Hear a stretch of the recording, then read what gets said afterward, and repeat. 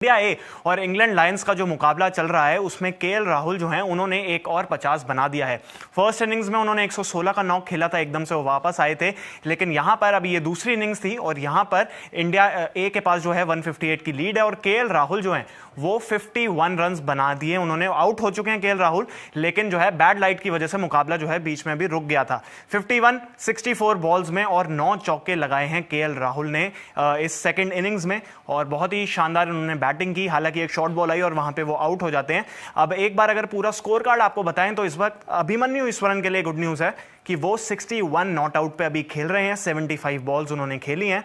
करुण नायर जो हैं वो 15 पे आउट हो गए। यशस्वी जायसवाल आते ही आज शुरू में ही आउट हो गए, 5 रन उन्होंने बनाए। केएल राहुल 51 रन उन्होंने बनाए। फिर अभिमन्यु ईश्वरन जो हैं इस वक्त 61 नॉट आउट पे खेल रहे हैं 75 गेंदों में। करुण नायर जो हैं वो 15 पे आउट हो जाते हैं और ध्रुव जुरेल अभी आए थे, एक बॉल खेली थी और उसके बाद जो है आखिरी विकेट क्रिस वोक्स ने ली करुण नायर की और उसके बाद जो है बैड लाइट की वजह से ये मुकाबला रुक गया है। लेकिन 158 की अभी जो है लीड है इंडिया ए के पास और केएल राहुल जिस तरीके की बल्लेबाजी कर रहे हैं वो काफी बड़ा पॉजिटिव एक नजर आ रहा है इंडिया के लिए, स्पेशली क्योंकि वो ओपन करेंगे, काफी ज्यादा एक्सपीरियंस खिलाड़ी हैं। और अब यशस्वी जायसवाल थोड़ा सा उनके लिए है कि उनको भी अब इंडिया के लिए, अब ये वाला तो सेकेंड अनऑफिशियल टेस्ट की भी उनकी इनिंग खत्म हो गई है, तो अब जो इंडिया और इंग्लैंड की सीरीज 20 जून से शुरू होगी उसमें यशस्वी जायसवाल जो है उनको थोड़ा सा जो है संभल के खेलना पड़ेगा, क्योंकि यहां पे एक ही 50 आई है उनकी, जो एक 60 उन्होंने बनाया था फर्स्ट अनऑफिशियल टेस्ट के सेकंड इनिंग में।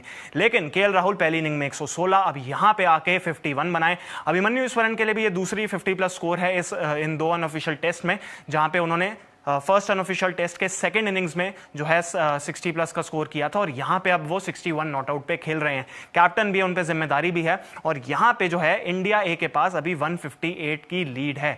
बॉलिंग में बात करेंगे तो खलील अहमद जो है उन्होंने 4 विकेट चटकाई थी, वो सर्वाधिक सबसे ज्यादा उन्होंने विकेट्स ली थी इंडिया ए की तरफ से। लेकिन फिर इंडिया ए की बैटिंग आती है और यहाँ पे यशस्वी जायसवाल जल्दी आउट हो जाते हैं, 5 रन वो बना पाते हैं। केएल राहुल और ईश्वरन के बीच एक अच्छी पार्टनरशिप चलती है और उन दोनों के बीच में जो है वो पार्टनरशिप थी 88 रन्स की, दोनों के बीच में पार्टनरशिप थी। और फिर केएल राहुल एक शॉर्ट बॉल को थोड़ा सा उठा देते और वहां पे फिर वो आउट हो जाते हैं। लेकिन अभिमन्यु ईश्वरन अभी भी खेल रहे हैं, 61 नॉट आउट पे हैं और बैड लाइट की वजह से जो है ये प्ले थोड़ा सा जो है उसमें हॉल्ट आया और रुक गया। अब कितने ओवर जो हैं वो हो पाएंगे आगे कि नहीं हो पाएंगे, इस पर थोड़ा सा भी है, क्योंकि अभी 23 ओवर के करीब जो है इस दिन के बचे हुए थे और वहां पे 23 ओवर से ज्यादा ही बचे हुए थे। और उसके बाद लेकिन क्योंकि उससे पहले भी कल भी जो मुकाबला है, पहले बारिश हुई, बैड लाइट की वजह से मुकाबला पूरा जो है पूरा दिन जो है खत्म नहीं हो पाया। 192 पे जो है खेल रहे थे इंग्लैंड लायंस और उसके बाद वो रुक गया।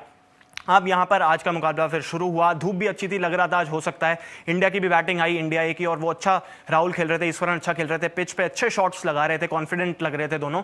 लेकिन उसके बाद दोबारा भी बैड लाइट की वजह से ये मुकाबला जो है उसको रोक दिया गया है। लेकिन अब जो है इंडिया कि राहुल जो है अच्छे टच में है, आईपीएल में भी उनका टच अच्छा था, लेकिन रेड बॉल जो गेम होती है वो एक डिफरेंट बॉल गेम होती है।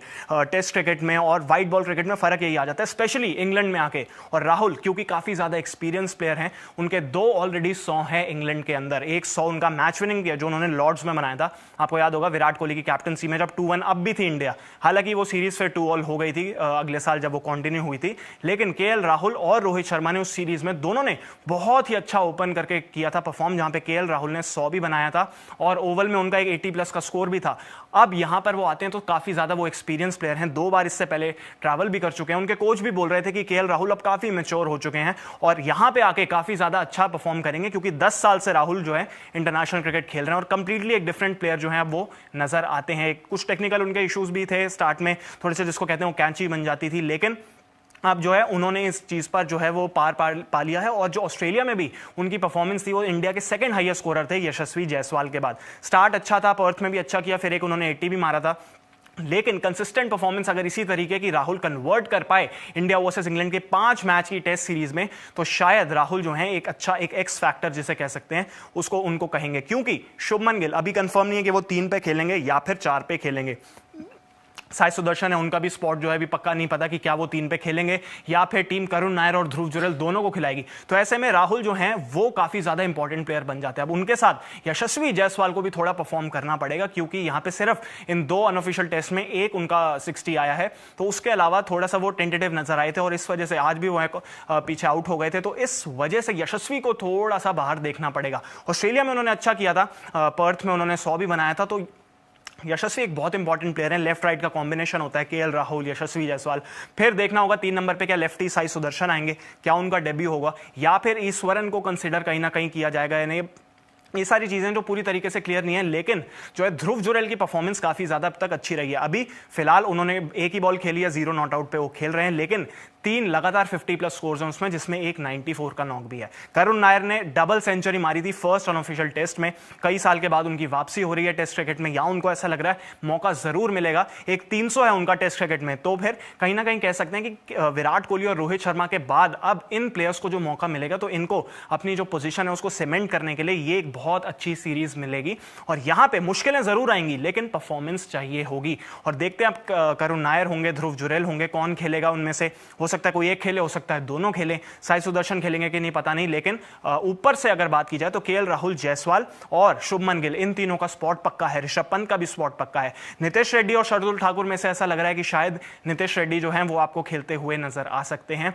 और जिस तरीके की उन्होंने परफॉर्मेंस बल्ले से भी दी है, गेंद उन्होंने डाली, उसमें विकेट ली। शार्दुल ठाकुर आज विकेटलेस रहे, तो इस वजह से अभी लगता है कि शायद नीतीश कुमार रेड्डी, क्योंकि उन्होंने एक 100 भी बनाया था ऑस्ट्रेलिया में जब गए थे इंडिया, और वहां पे उन्होंने 50 भी मार रहे थे, 40 भी मार रहे थे, 100 भी उन्होंने बनाया था, तो इस वजह से नीतीश कुमार रेड्डी जो है वो अच्छी परफॉर्मेंस जो है उनसे एक्सपेक्टेड है। बीच में फॉर्म थोड़ा सा, उसके बाद उस 100 के बाद फॉर्म थोड़ा डिप हुआ था, आईपीएल में भी परफॉर्मेंसेस नहीं आई थी, लेकिन यहां पे आके उन्होंने एक 50 मारा है, एक 37 मारा है, और अब एक विकेट भी लिया। तो ऐसा लग रहा है कि शायद गौतम गंभीर जो है उनके पास जाएंगे, लेकिन राहुल जो है काफी बड़ा पॉजिटिव नजर आ रहे हैं। अब ईश्वरन देखते हैं, कल आएंगे, कंटिन्यू करेंगे, कितना वो लंबा खेल पाते हैं, क्या वो 100 बना पाएंगे या नहीं, ये भी एक सवाल होगा।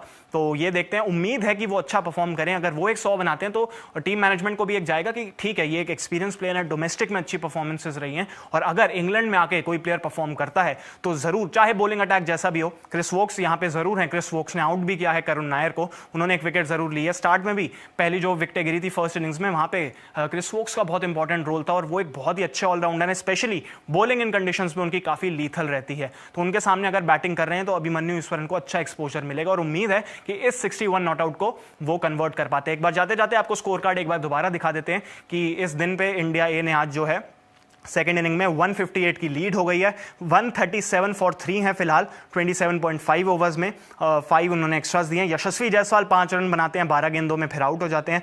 उसके बाद केएल राहुल और उनकी पार्टनरशिप होती है अभिमन्यु ईश्वरन की, 88 रन की पार्टनरशिप, जिसमें केएल राहुल 51 बनाते हैं और अभिमन्यु ईश्वरन फिलहाल अभी 61 नॉट आउट पे खेल रहे हैं। उसके बाद करुण नायर आते हैं, वो 15 रन बनाते हैं, फिर आउट हो जाते हैं। क्रिस वोक्स उनकी विकेट लेते हैं, और फिर ध्रुव जुरेल जो है वो आते हैं, और फिर बैड लाइट की वजह से मुकाबला जो है वो रुक जाता है। अब ये मुकाबला जो है होपफुली कल कंटिन्यू होगा, और देखते हैं कि किस तरीके से रहता है। और यहाँ पे केएल राहुल और अभिमन्यु ईश्वरन हाईलाइट रहते हैं, और खलील अहमद जो है वो बॉलिंग में आज के दिन की हाईलाइट थी। तो ये फिलहाल